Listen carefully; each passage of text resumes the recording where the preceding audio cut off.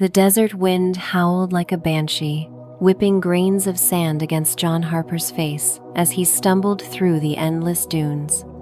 His boots, caked with dust, sank into the blistering earth, and his throat burned with a thirst he'd never known. Just moments ago, he'd been in his air-conditioned office in Houston, Texas, sipping black coffee and tweaking blueprints for a dam project. Now, somehow, he was here wherever here was. The sky above was a molten bronze, the sun a merciless eye glaring down at him, and the horizon stretched into an eternity of parched nothingness. John, a 34-year-old civil engineer with a penchant for sarcasm and a knack for solving problems, wasn't one to panic. But as he squinted at the alien landscape, his heart thudded against his ribcage. His smartwatch, still strapped to his wrist, flickered erratically, its screen glitching with symbols he didn't recognize. "Great," he muttered, wiping sweat from his brow. Stranded in the middle of nowhere with a busted Fitbit. Perfect. He patted his cargo pants, grateful to find his multi-tool, a battered notebook, and a half-eaten protein bar still tucked in his pockets. But his phone? Gone. His laptop? Vanished. And the faint hum of the experimental quantum generator he'd been inspecting at the lab part of a classified project he barely understood was now a distant memory. All he remembered was a blinding flash, a sensation like being sucked through a straw, and then this. John trudged forward, his engineer's mind already dissecting the situation. Heat, sand, no water. Priority 1, find civilization. Priority 2, figure out what the hell happened. He scanned the horizon, his sharp blue eyes catching a faint shimmer in the distance. Water? A mirage? He didn't have the luxury of doubt. With a grunt, he adjusted his baseball cap branded with the logo of the Houston Astros and set off toward the glimmer. Hours later, his legs screaming and his lips cracked, John crested a dune and froze. Below him sprawled a sight that stole his breath, a sprawling city of mud brick ziggurats and bustling markets hugged the banks of a sluggish, muddy river. Reed boats bobbed along the water, and people in flowing robes haggled over baskets of grain and glistening fish. The air carried the scent of baked bread, sweat, and something earthy, ancient. This wasn't Houston. This wasn't even the 21st century. "Mesopotamia," John whispered, his voice hoarse with disbelief. He'd seen enough history documentaries to recognize the cradle of civilization, the land between the Tigris and Euphrates. But when? The architecture, the lack of modern tools, the primitive irrigation ditches sneaking through parched fieldsit, all pointed to a time thousands of years before his own. 3000 BCE, his mind supplied, piecing together fragments of college history classes, the dawn of cities, writing, and kings. A sharp cry snapped him out of his reverie. Below, a group of farmers clad in loincloths argued beside a crumbling irrigation canal. The ditch was pitiful, barely a trickle of water seeping through cracked clay. Beyond it, fields of barley wilted under the relentless sun, their golden stalks drooping like defeated soldiers. A woman with sun-darkened skin gestured frantically, her voice rising in desperation. "The gods have cursed us," she wailed, pointing at the dry canal. "No water, no harvest, we'll starve." John's engineer brain kicked into overdrive. Poor channel design, no reinforcement, no gradient control. Amateur hour. He could fix this. Hell, he'd built dams that tamed rivers twice this size. But as he took a step forward, a shadow fell over him. He turned to find a towering figure, a man, with a shaved head, kohl-lined eyes, and a robe adorned with golden beads staring at him like he was an alien. Which, John supposed, he kind of was. "Who are you, stranger?" the man demanded, his voice low and suspicious. A bronze dagger gleamed at his belt, and 2 guards flanked him, their spears glinting in the sunlight. The crowd parted, eyes wide with a mix of fear and curiosity. John's modern close cargo pants, a faded t-shirt, and that damn Astros cap stood out like a neon sign in this ancient world. John raised his hands, forcing a grin. "Name's John Harper, just, passing through. Nice city you got here. Love the mud aesthetic." His attempt at humor fell flat. The man's eyes narrowed, and the guards tightened their grip on their spears. "Great first impression, Harper. You speak strangely," the man said, circling him. "Your garments are unnatural. Are you a spy? A demon sent by Enlil to plague us?" Murmurs rippled through the crowd, and John caught the word demon repeated in hushed tones. He needed to defuse this, fast. "No demon," he said, keeping his tone light. "Just a guy who knows a thing or two about water.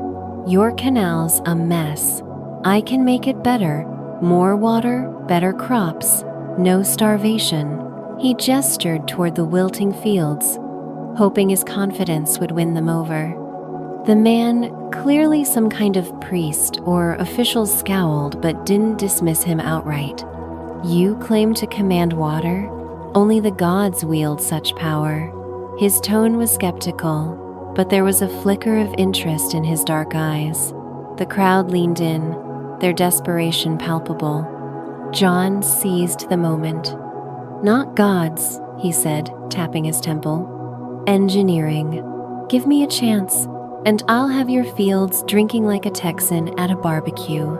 The crowd didn't get the reference, but his conviction carried weight. The priest hesitated, then nodded curtly. "Very well, stranger. Prove your worth.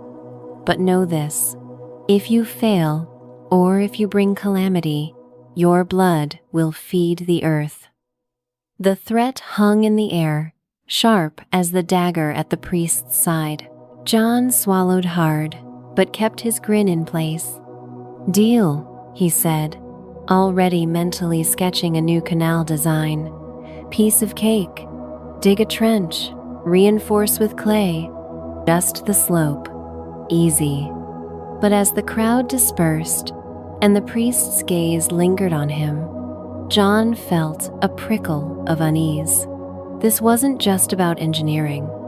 He was a stranger in a strange land, and something told him the real challenge wasn't the canalit, was surviving the people who controlled it. As dusk fell, John followed the farmers to a cluster of reed huts near the river. They offered him a bowl of barley stew and a reed mat to sleep on, their hospitality tinged with wariness. He ate quickly, his mind racing. How had he gotten here? Was there a way back? And why did his smartwatch keep buzzing with those strange symbols, like it was trying to tell him something? That night, under a sky blazing with unfamiliar stars, John lay awake, the weight of his situation sinking in. He was a man out of time, a lone engineer in a world of gods and kings. But he wasn't helpless. He had his knowledge, his tools, and a stubborn streak wider than the Tigris. Tomorrow, he'd start digging. Tomorrow, he'd show them what a guy from Houston could do. But as he drifted into uneasy sleep, a shadow moved outside his hut. The priest from earlier, cloaked in darkness, watched him through the reeds. In his hand, he clutched a clay tablet etched with symbols that pulsed faintly, like the glow of John's glitching smartwatch. "The stranger is no mortal," the priest whispered to himself. "He is a riddle, or a threat."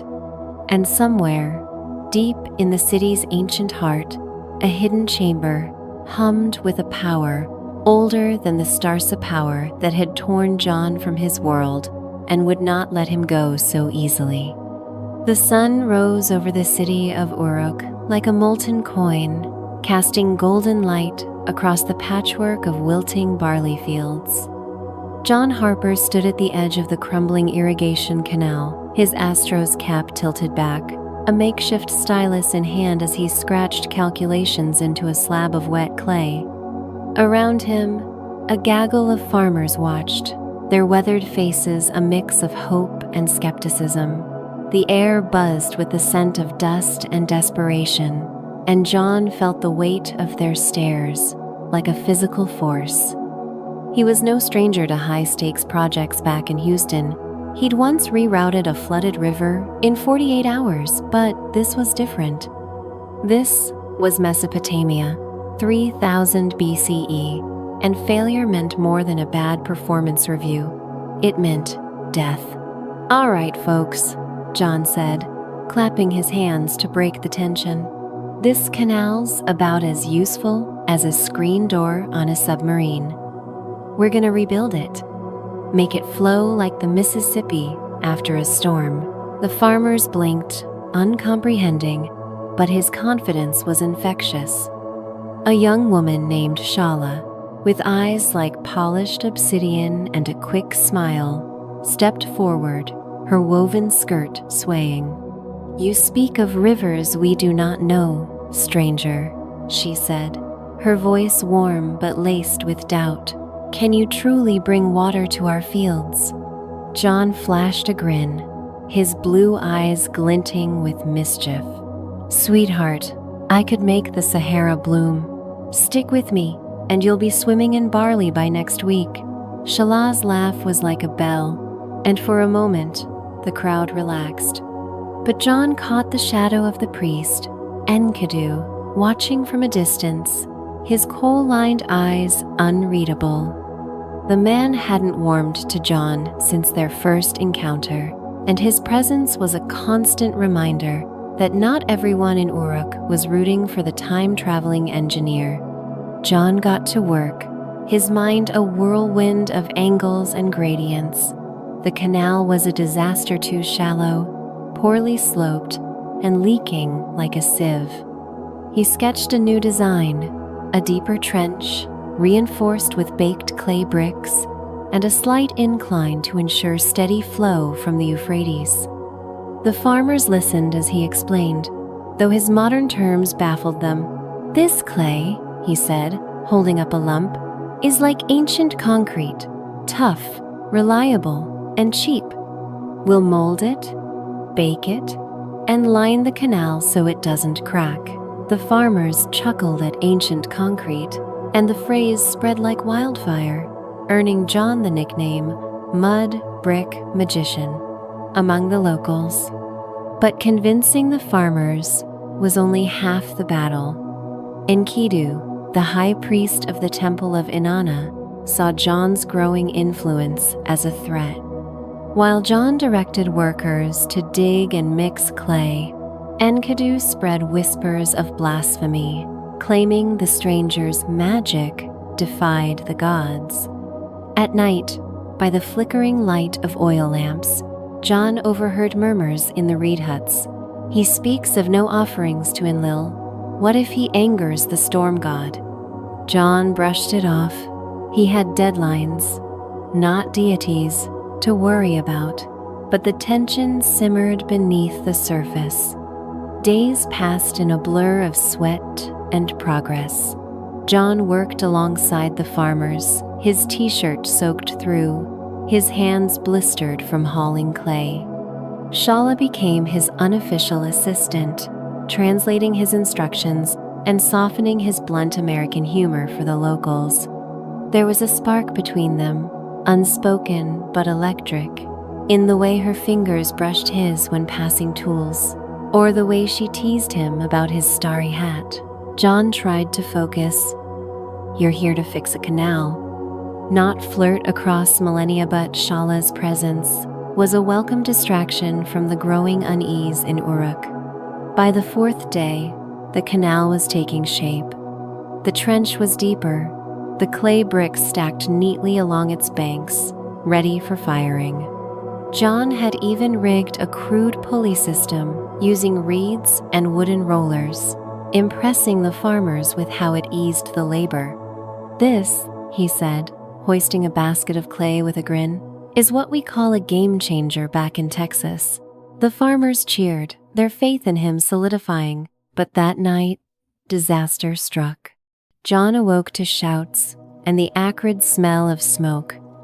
He scrambled out of his hut, heart pounding, to find the canal site ablaze. The neatly stacked clay bricks glowed orange, consumed by flames, and the wooden rollers were reduced to ash. Farmers ran in panic, their cries echoing through the night. "Sabotage!" Shala hissed, her face streaked with soot, as she grabbed John's arm. "Someone did this. They want you to fail." John's jaw tightened. Enkidu.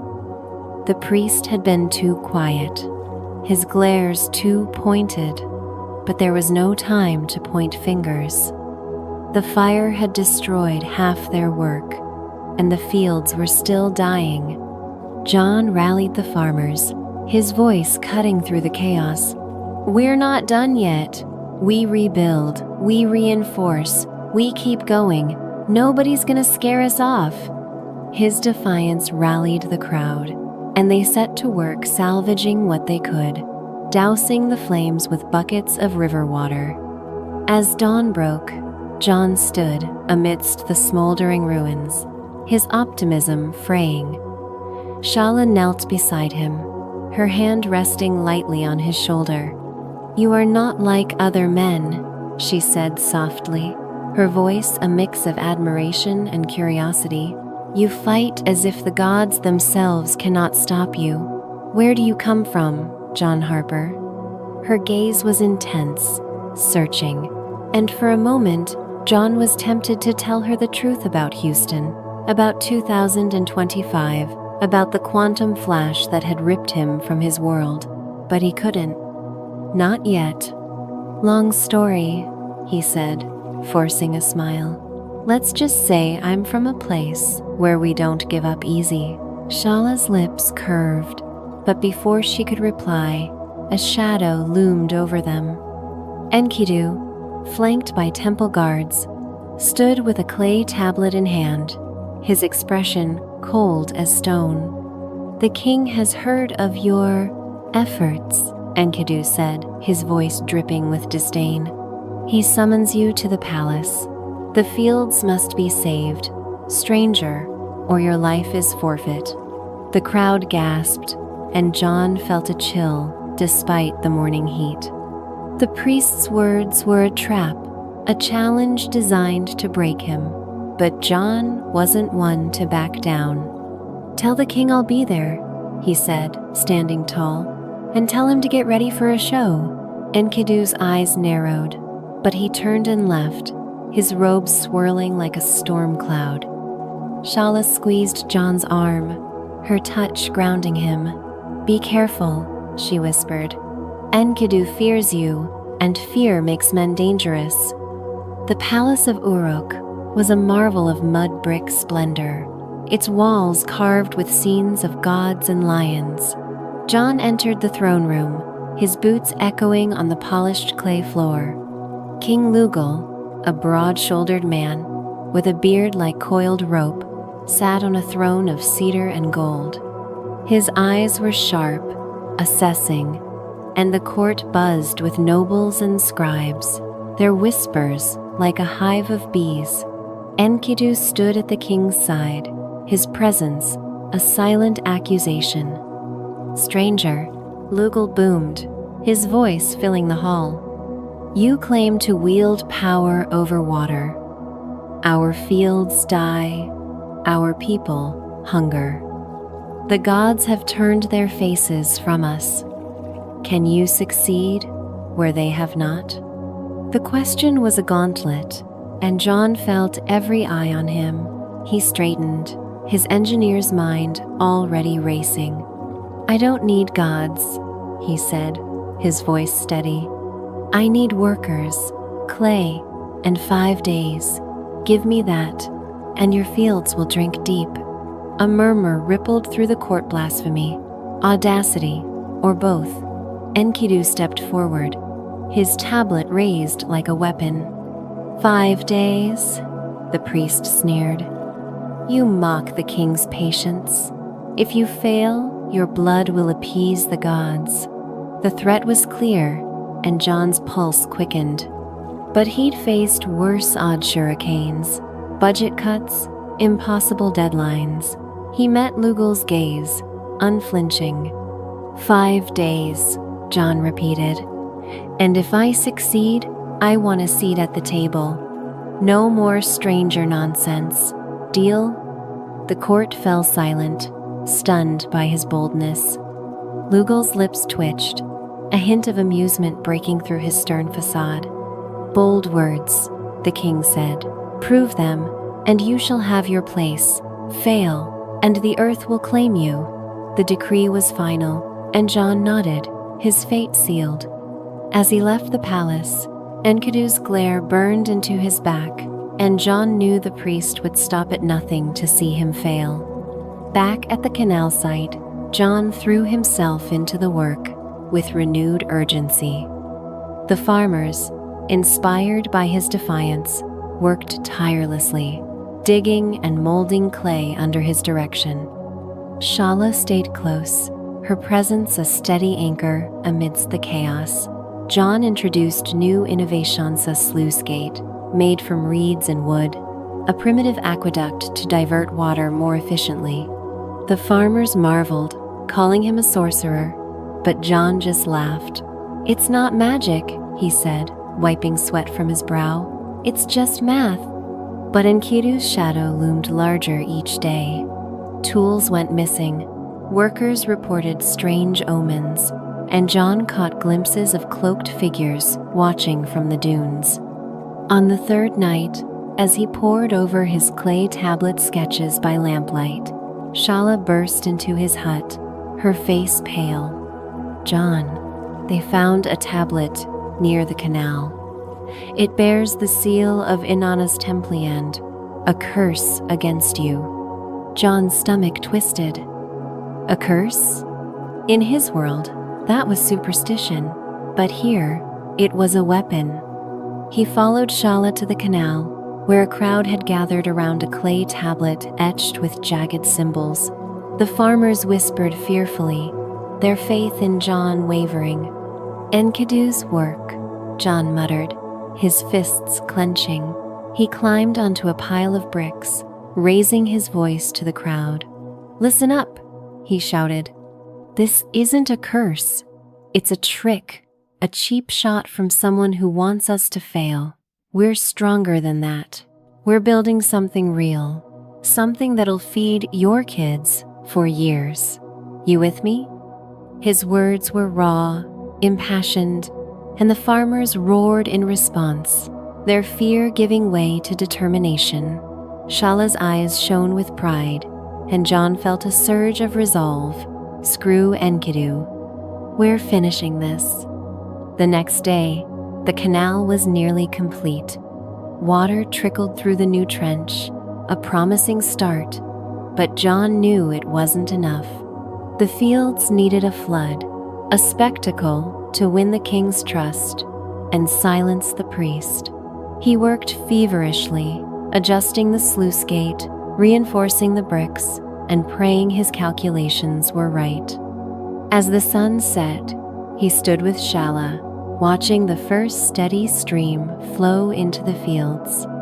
The barley stalks seemed to lift, drinking greedily, and the farmers cheered, their voices echoing across the plain. But the victory was short-lived. That night, a cloaked figure slipped into the canal site, a bronze blade glinting in the moonlight. John, restless and unable to sleep, caught the movement from his hut. Heart pounding, he grabbed his multi-tool and crept after the figure. The saboteur was tampering with the sluice gate, loosening its supports. John lunged, tackling the man to the ground. They grappled in the dirt, the blade flashing dangerously close to John's throat. "Who sent you?" John growled, pinning the man's wrist. The saboteur, a temple guard, spat in defiance. "Enkidu will see you dead, stranger. You cannot defy the gods." John knocked him out with a swift punch, his knuckles stinging. He tied the man with reeds and dragged him to the farmers, who gasped at the betrayal. The guard's confession confirmed John's suspicions. Enkidu was behind the fire, the curse, everything. Dawn broke on the 5th day, and John stood before the canal, the farmers at his side. The sluice gate was repaired, the channel ready. Shala squeezed his hand, her touch a quiet promise. "You've done the impossible," she whispered. John grinned, but his eyes were on the horizon, where Enkidu approached with the king's entourage. The priest's face was a mask of fury, but John was ready. He pulled the gate's lever, and water roared through the canal, a silver torrent that flooded the fields with life. The barley drank deep, the earth sighed, and the farmers wept with joy. King Lugal, watching from a gilded litter, nodded in approval. "You have kept your word, John Harper," he said. "You are no stranger now. You are of Uruk." The crowd erupted, but Enkidu's voice cut through the din. "This man defies the gods," he shouted, brandishing his tablet. "His works are an affront to Inanna. He must be tested further." The accusation hung in the air, and John felt the tide of doubt creep back. But Lugal raised a hand, silencing the priest. "Enough," the king said. "The fields live. The gods are pleased. John Harper, you are my advisor now. Enkidu, hold your tongue." The priest's face twisted, but he bowed, retreating into the crowd. John exhaled, relief washing over him. He'd won for now. That night, as the city celebrated with music and date wine, Shala pulled John aside, her eyes gleaming in the firelight. "You are a mystery, John Harper," she said, her voice low, teasing. "But I think you carry secrets heavier than clay."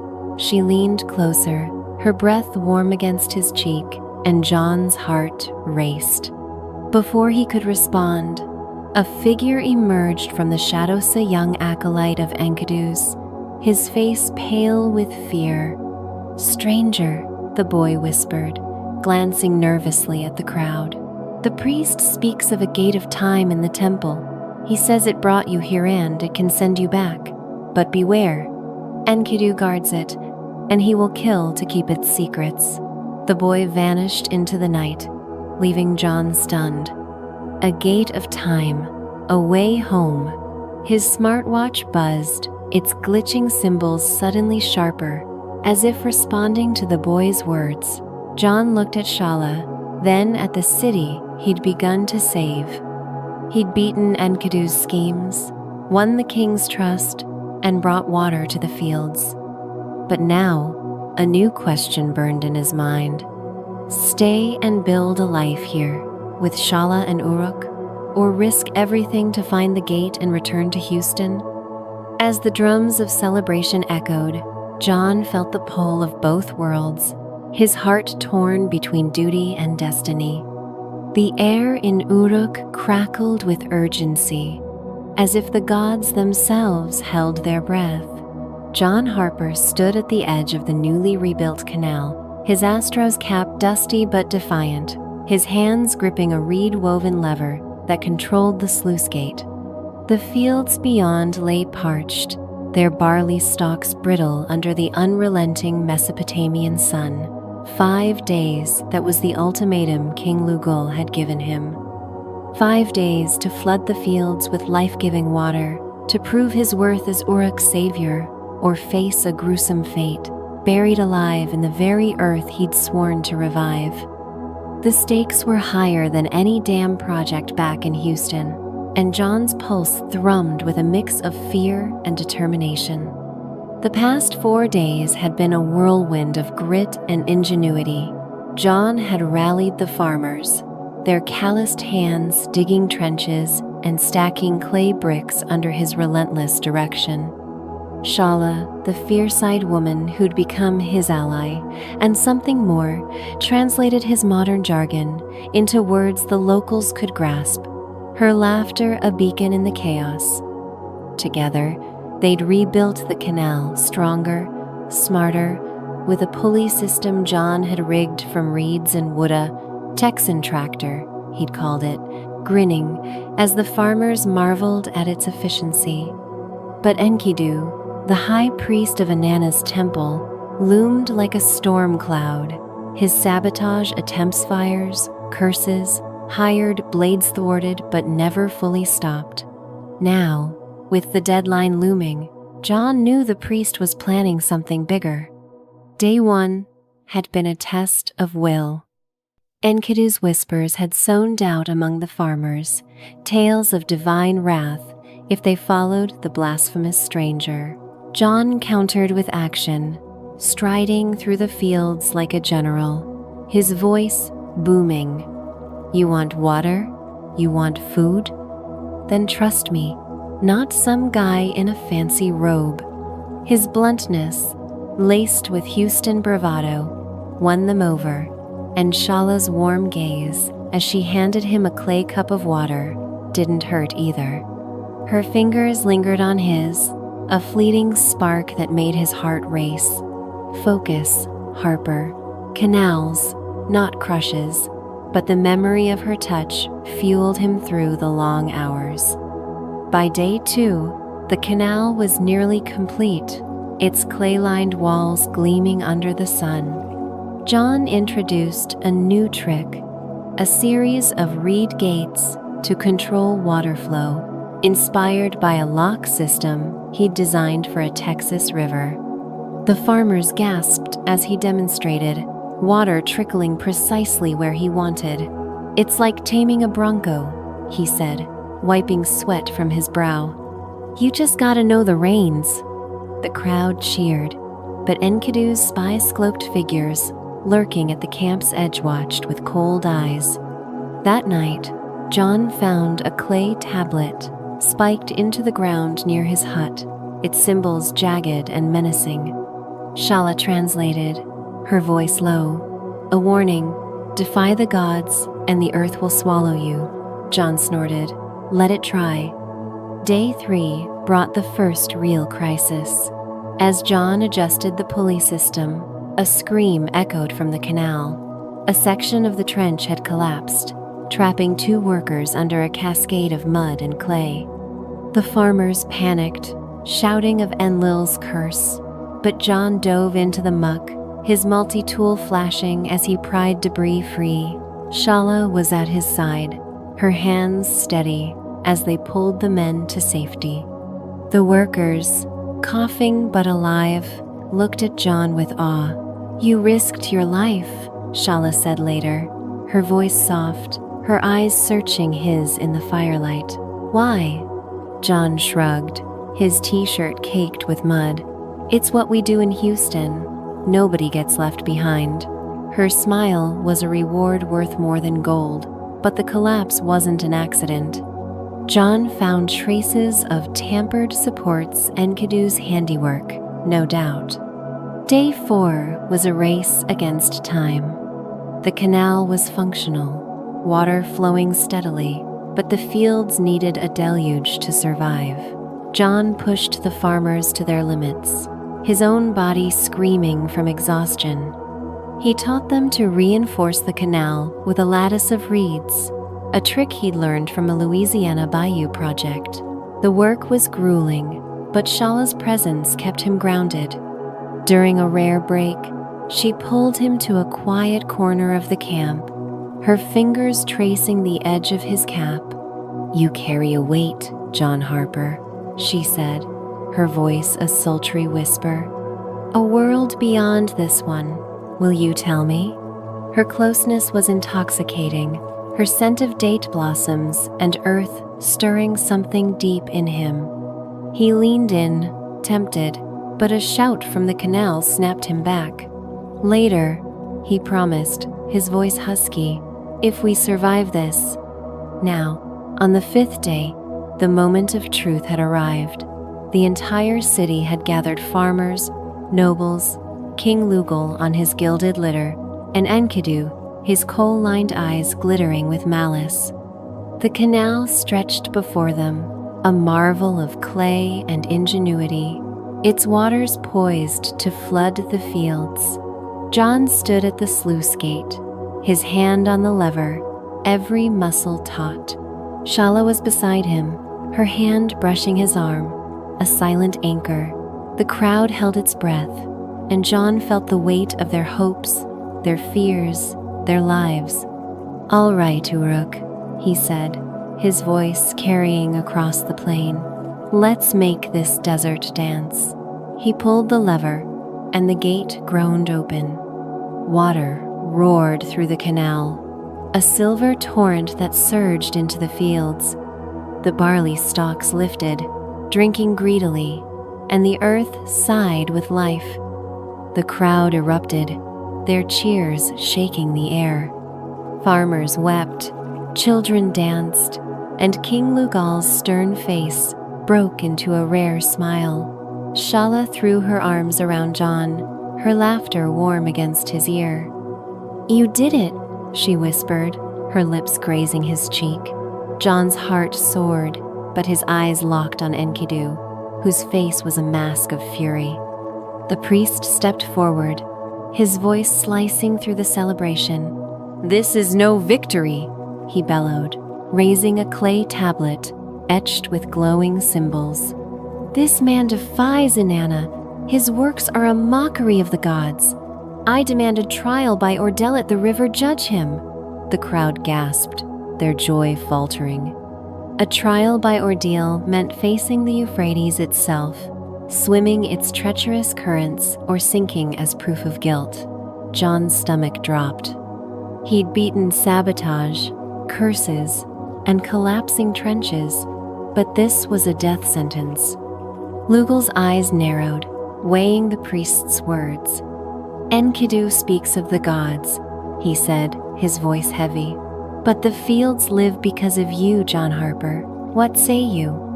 The court leaned in, and John felt Shala's hand tighten on his.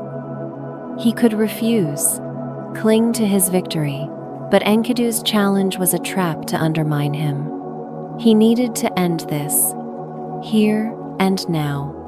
"I'll take your trial," John said, his voice steady despite the fear clawing his chest. "But let's make it fair. If I survive, Enkidu answers for his sabotagifiers, curses, all of it." The crowd murmured, stunned by his audacity. Enkidu's face paled, but he nodded, his confidence a brittle facade. Lugal raised a hand. "So be it. The river will decide." The trial was set at the riverbank, where the Euphrates churned, its currents swift and unforgiving. John stood at the edge, his t-shirt stripped off, his cargo pants sodden from the spray. Shala tied a reed cord around his wrist, her fingers trembling. "Come back to me," she whispered, her voice raw, her eyes locked on his. John managed a grin. "For you, I'd swim the Mississippi." Her kiss, quick and fierce, was a jolt of fire that steadied him. Enkidu led the ritual, chanting to Inanna as guards bound John's hands behind him. The priest's tablet glowed faintly, its symbols eerily similar to those on John's glitching smartwatch.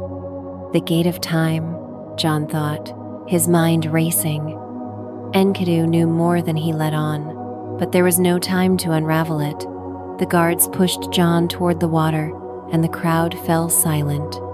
"Swim, stranger," Enkidu sneered, "or let the river claim you." John took a deep breath, his engineer's mind calculating currents and angles, and dove. The Euphrates swallowed him, its icy grip a shock to his system. The current was brutal, dragging him under, but John kicked hard, his bound hands useless. He surfaced, gasping, only to be pulled down again. The crowd's shouts faded, replaced by the roar of water and his own pounding heart. Minutes stretched into eternity. John's lungs burned, his strength fading. He thought of Houston, of his old life, then of Shala's smile, Uruk's fields, the people he'd fought for. Not today. He angled his body, using the current to propel him toward a bend where the river slowed. His feet found the muddy bottom, and he pushed upward, breaking the surface with a ragged gasp. The crowd roared, and Shala's cry of relief cut through the din. John staggered ashore, soaked and battered but alive. The guards cut his bonds, and Shala rushed to him, her arms around him, as the crowd chanted his name. Lugal stood, his voice booming. "The river has spoken. John Harper is favored by the gods." Enkidu's face twisted, his tablet slipping from his hands. John, catching his breath, pointed at the priest. "Now he answers. Ask him about the fires, the collapsed trench, the guard he sent to kill me." The crowd turned on Enkidu, their anger a rising tide. The priest stammered, but Lugal's guards seized him, dragging him before the king. "Speak," Lugal commanded. Enkidu's defiance crumbled, and he confessed, sabotage, lies, all to protect his power. The king's judgment was swift, exiled to the desert, stripped of his titles. Enkidu's glowing tablet was confiscated, locked in the temple vaults. The crowd cheered, and John felt the weight of victory settle over him. That night, Uruk feasted. Date wine flowed, drums pulsed, and John was hailed as a hero. Lugal named him royal advisor, his place in the city secure. Shala led him to a quiet rooftop, the stars blazing above. "You are no ordinary man," she said, her voice low, her body close. "You've saved us, but your heart is torn. What do you seek, John?" Her fingers traced his jaw, and John's resolve wavered. He wanted her, wanted Uruk, but the acolyte's words, the gate of time burned in his mind. "My watch," he said, showing her the glitching symbols. "It's connected to where I'm from. There's a way back, maybe, in the temple." Shala's eyes widened, but she nodded, her hand on his chest. "Then we find it, together." Her promise was a vow, and John pulled her close, their kiss a collision of worlds under the ancient sky. But in the temple, the confiscated tablet pulsed faintly, its symbols whispering of secrets older than Uruk. Enkidu was gone, but the gate of time waited, guarded by forces John couldn't yet imagine. The fields were saved, the trial won, but a new challenge loomed on that would test not just his skills, but his heart.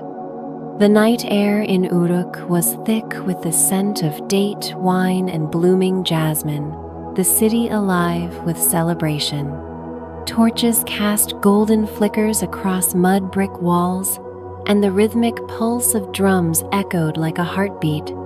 John Harper, newly crowned advisor to King Lugal, stood at the heart of the feast, his Astro's cap a defiant relic of another world. The fields were saved, the canal flowing like a silver vein, and the people of Uruk hailed him as a hero. Yet, beneath his easy grin, a storm brewed. The acolyte's words, a gate of time, hidden in the temple burned in his mind. A siren call to Houston, to 2025, to the life he'd left behind. But Uruk, with its raw beauty and the magnetic pull of Shala, held him fast, a chain forged of desire and duty. Shala moved through the crowd like a flame, her woven skirt clinging to her curves, her obsidian eyes catching the firelight. She was more than a translator now, more than an ally. Every glance, Every brush of her fingers against his arm was a spark that threatened to ignite. Tonight, she was radiant, her hair adorned with lapis beads, her lips curved in a knowing smile. "You are far away, John Harper," she said, sidling close, her voice a sultry whisper that cut through the din. "The city sings your name, yet your eyes search the stars." Her hand rested on his chest, warm through his tattered t-shirt, and John's breath hitched. "Got a lot on my mind," he admitted, his Texas drawl softening. "This place, you'd starting to feel like home, but there's something out there, Shala. A way back to where I'm from." He lifted his wrist, where his smartwatch flickered with cryptic symbols, pulsing in time with his heartbeat. Shala's gaze lingered on the device, curiosity mingling with something deeper, something that made John's pulse race. "Then we find it," she said, her voice firm but laced with longing. "But tonight, you are mine." Her fingers traced his jaw, and John leaned into her touch, tempted to lose himself in the moment. But the temple loomed in his thoughts, its secrets guarded by shadows. Enkidu's exile hadn't ended. The threat the priest's glowing tablet, now locked in the temple vaults, was tied to the gate. John was sure of it. His watch's glitching matched the tablet's symbols too closely to be coincidence. He needed answers, and the feast was the perfect cover to slip away. "Give me an hour," he told Shala, his voice low, urgent. "Meet me at the temple steps. We'll figure this out together." Her eyes searched his, then she nodded, sealing the promise with a kiss that was both fierce and fleeting, a fire that left him aching. John wove through the revelers, his cargo pants and faded t-shirt drawing curious glances. The Temple of Inanna rose above the city, its ziggurat a stepped mountain of mud brick, its peak crowned with starlight. Guards patrolled the entrance, but John's new status as advisor granted him passage. Inside, the air was cool, heavy with the scent of myrrh and secrets. Torches lit corridors carved with scenes of gods and kings, and John's boots echoed as he descended toward the vaults. His multi-tool, tucked in his pocket, was his only weapon, but his engineer's mind was sharper than any blade. Find the tablet, crack the code, get home. Easy. Except nothing in Uruk was ever easy. The vault was a labyrinth of clay shelves, stacked with tablets etched with cuneiform. John's watch buzzed violently, its screen flashing as he neared a locked cedar chest. He pried it open with his multi-tool, revealing the glowing tablet Enkidu had wielded. Its symbols pulsed, alien yet familiar, and John's watch synced with it, projecting a faint hologramma map leading deeper into the temple. "Jackpot," he muttered. But footsteps behind him made him freeze. He spun, multi-tool raised, to find Shala, her eyes wide with urgency. "You move fast," she said, her voice a mix of admiration and reproach. Her skirt swayed as she stepped closer, the torchlight accentuating her curves. "I couldn't wait. Whatever you're chasing, I'm with you." John hesitated, then nodded. Her presence grounded him, but it also complicated things. If the gate was real, could he leave her behind?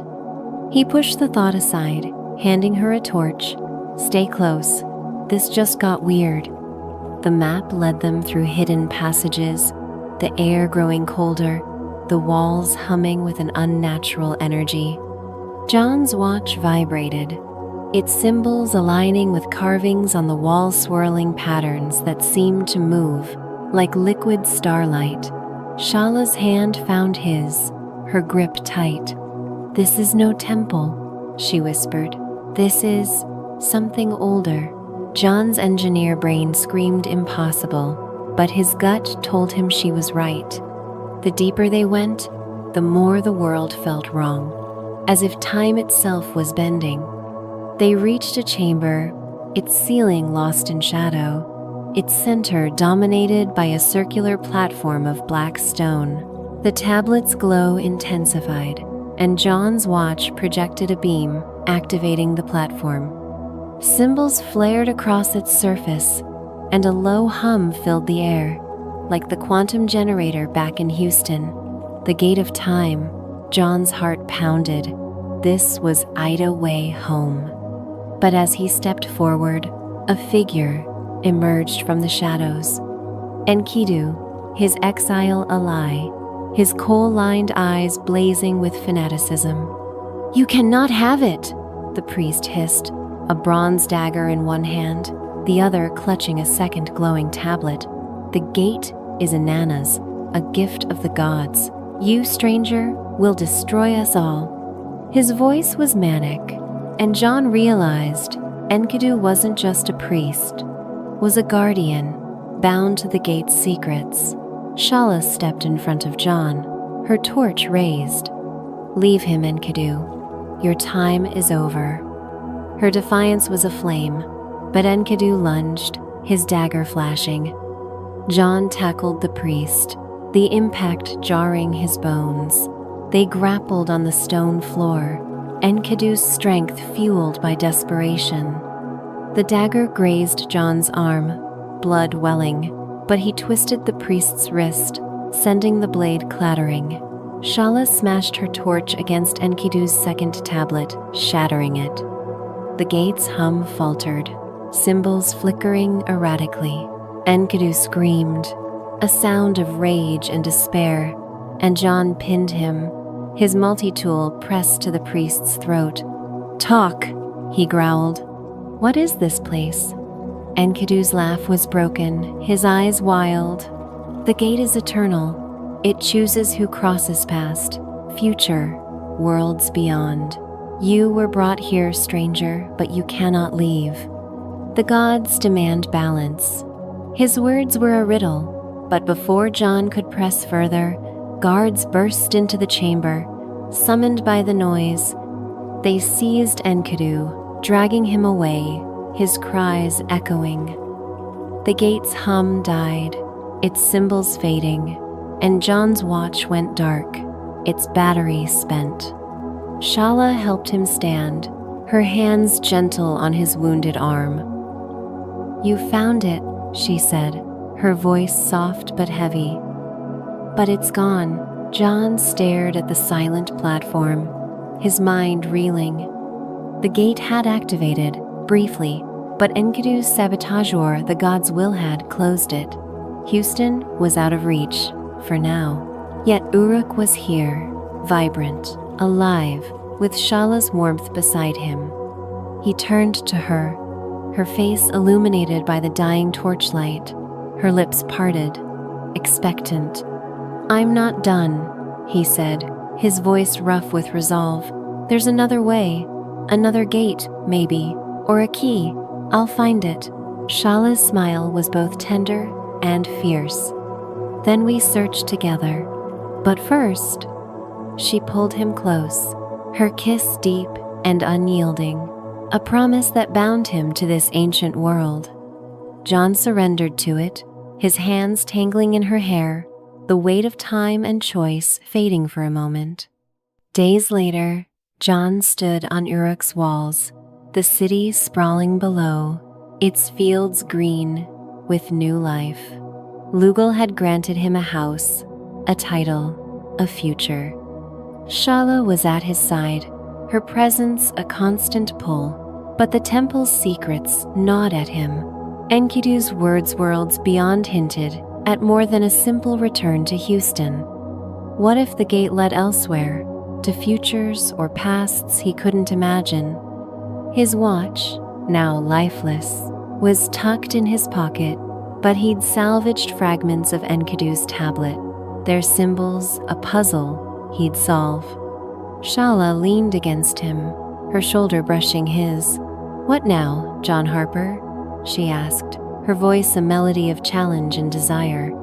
He looked at the horizon, where the Euphrates glinted like a promise. "We keep digging," he said, "for answers, for the gate, for us." She laughed, and the sound was freedom. But deep in the temple, in a chamber no one dared enter, a faint hum stirred. The gate wasn't dead, only sleeping, and its symbols whispered of a stranger who would return. John's story was far from over, and the next chapter of gods, gates, and worlds unknown waited just beyond the veil of time. Want to know what lies through the gate? Will John find his way home? Or will Uruk claim him forever? Follow my channel for the next thrilling installment where secrets unravel and destinies collide.